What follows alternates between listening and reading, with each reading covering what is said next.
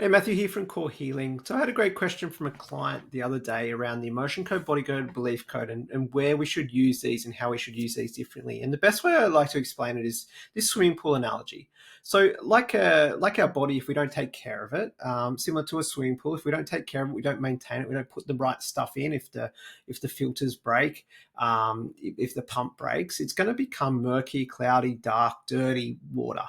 Um, like our body, same thing. If we don't look after it, it's going to get imbalanced. We get injuries, illnesses, disease, all come into the body. Sometimes to add to those physical, we might have mental issues as well.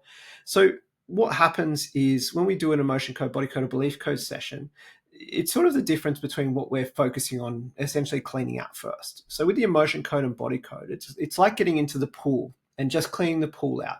So it's okay to do this if the pump and the filter is still working relatively well, because if we clean it out, sometimes it just helps us get on top of that, the pool, the dirtiness, and it helps the pump and the filter get on top of everything in order to clean things out.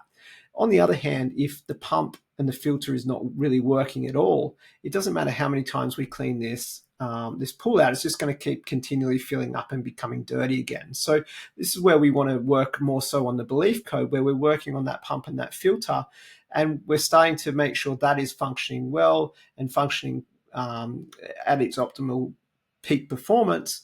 So if the water does get dirty, then it can clean itself and it can sort of automate itself, and that process is more automated, something we don't have to sort of physically get in and do. So they're the main differences between the emotion code, body code, and belief code and how they're used. Most of the sessions I do tend to get are belief code sessions where we do work on the filter, but also in the belief code sessions, it is emotion code and body code are part of those sessions as well. So we will find we were working with both in most instances. So sometimes the pools are very dirty. People don't look after them. People neglect them. People forget about them over winter, and they become very dirty. And they get to a point where they're at a point where sometimes it takes a lot of work to repair and takes some time as well in order to get everything together. And as I said, like our bodies, they're the same. If we don't look after them, we don't put the right things into them, like food, nutrition, we continually in our environment go through emotional experiences in a job we don't like, in a relationship. We continue to add to this pool and make that water dirty and dirty and dirty again.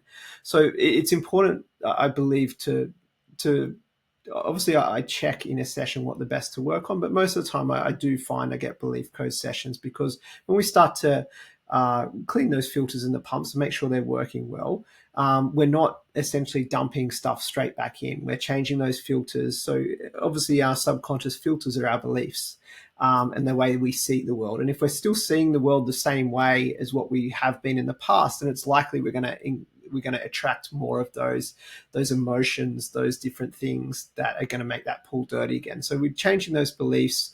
We're allowing ourselves to see sometimes the lightness in the world, the happiness, the joy, the empowerment we have, which is not filling the pool up, which is keeping the pool clean and needing a lot less maintenance. So that's basically the difference. So if we, as I said, let the subconscious choose what is best, always what is best for the client.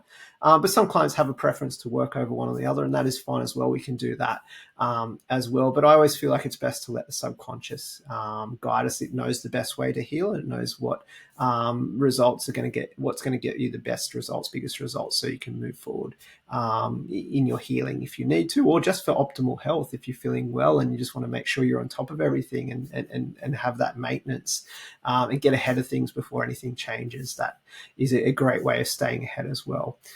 All right, I'll leave it that for today. If you're interested in any more information, go to our website. If you want to book a session to try it for yourself, or if you want some of that maintenance to see what comes up and make sure that filters are working properly and working as efficiently